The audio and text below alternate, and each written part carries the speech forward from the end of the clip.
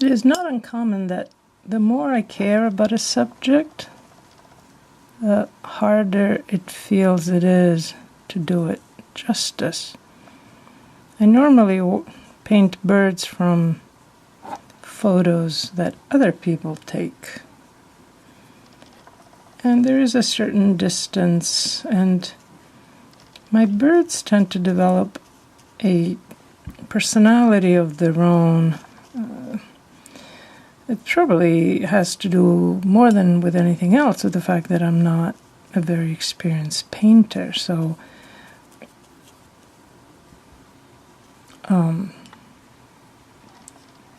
things kind of develop often out of my control, which is also part of the watercolor experience. By the way, I use first shadow violet, and then I put in some cobalt. So this is my fourth attempt at painting this little wren that is actually based on a photo that I took myself the day before yesterday. And when I posted a picture of it, of course the expectation is, oh, you're going to paint it. Well, yeah, but if the expression I capture, or the expression that gets captured outside of my control, is too different from the expression that I experienced in this bird that I observed for about 10 minutes, then I won't be happy with it. Whereas if it's somebody else's bird, you know, I don't feel like I have to do anything justice. A bird is a bird, unless you have a special relationship with it. And this one, I feel like I have a special relationship. So I put a little, it's a mix of darks in the eye. And then here is a color that I recently bought and that I just received yesterday called Transparent Yellow Oxide. It's very similar to a raw sienna, I think, a little bit yellower and maybe a little bit more transparent. And I like transparent. I'm gonna go back around the eye with that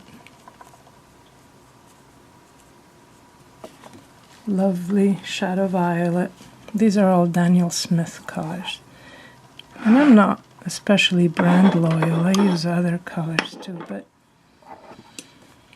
I do have a majority of Daniel Smith. I love what they do, and so I read in somebody else's blog, maybe, I don't even know where, how much they enjoyed these transparent oxide colors by Daniel Smith, so I had to have it.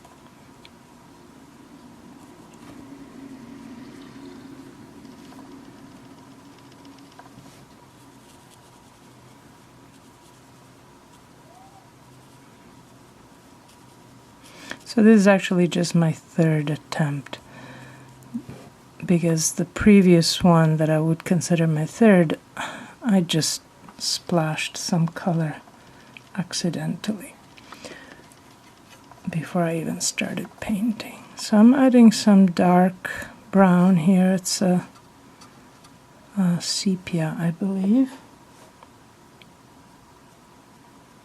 It's a little bit cooler than the others. I'm gonna go back on the eye with some black.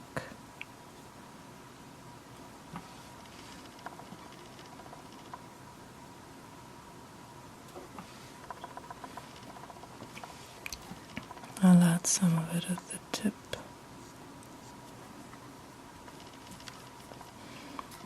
And dilute it.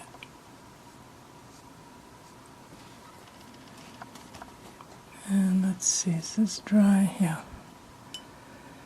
With a small painting, about with any painting, often part of it is dry before another, so you just keep moving around so as to minimize the times that you need to stop and let it dry. So there's always some of that with watercolor.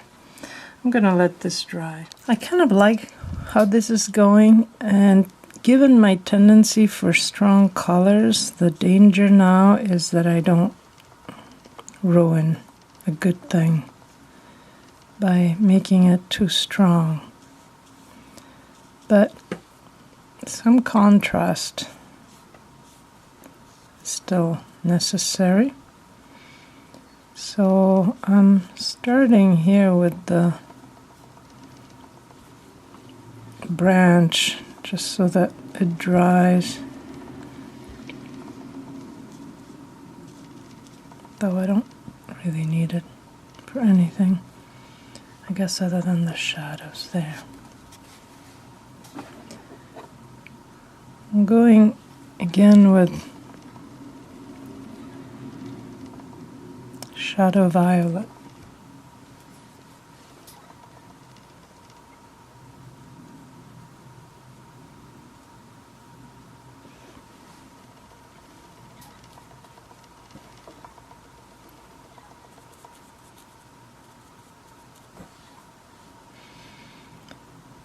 And back with the reddish.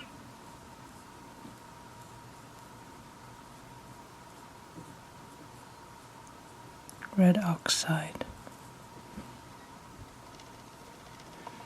which seems to me a lighter version of quinacridone orange, which is a lovely Daniel Smith color.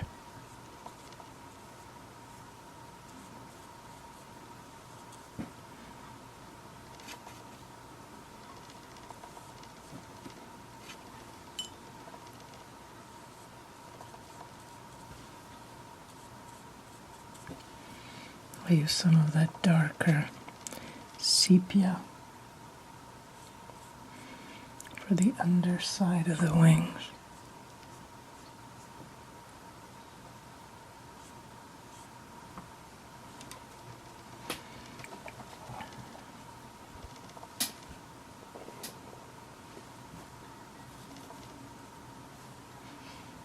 And this is the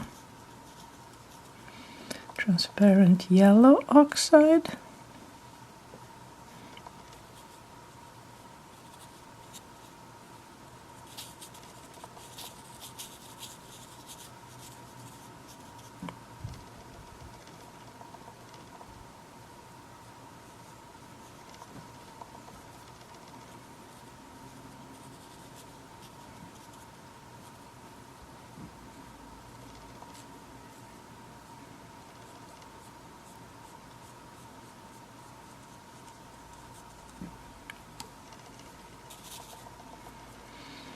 And with some black, I'm gonna define. They're not really black, they're pinkish.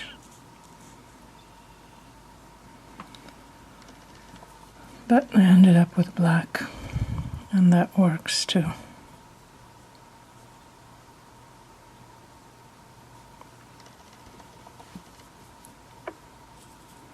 The tail is beautifully striped.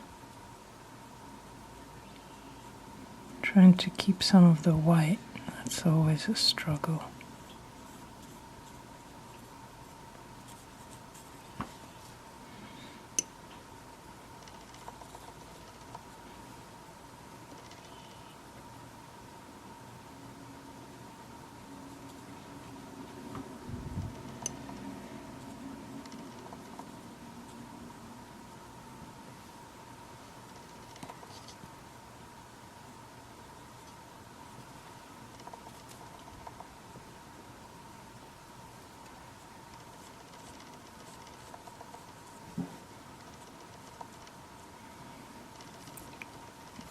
This transparent red oxide dries much less bright than it goes on.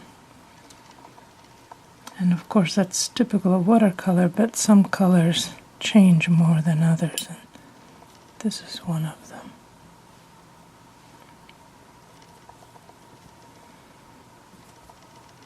This is actually different. This is a raw umber, which is a little bit cooler than either raw sienna or this transparent yellow oxide.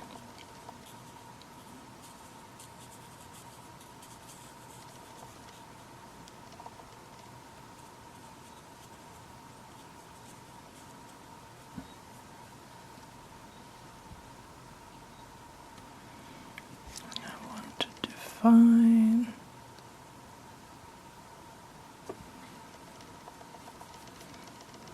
the upper part of the beak.